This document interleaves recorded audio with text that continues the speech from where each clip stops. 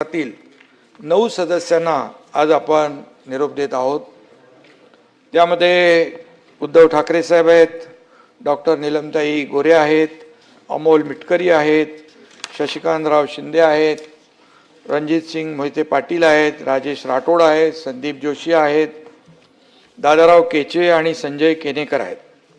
हे आपले 9 सहकारी कार्यकाळ पूर्ण झाल्याने आज निवृत्त होत आहेत।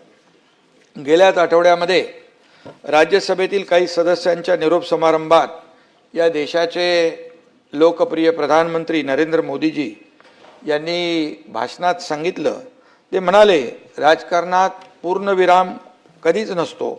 सदस्य राज्यसभेतून निवृत्त झाले तरी त्यांचे जनजीवन संसदेच्या कक्षेबाहेर निरंतर सुरू असतं।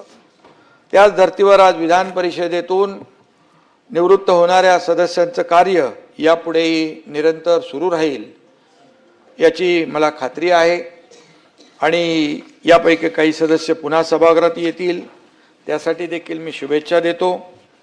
राज्याचे माजी मुख्यमंत्री आणि या सदनाचे सदस्य उद्धव ठाकरे साहेब हे आज विधान परिषदेचा निरोप घेत आहेत।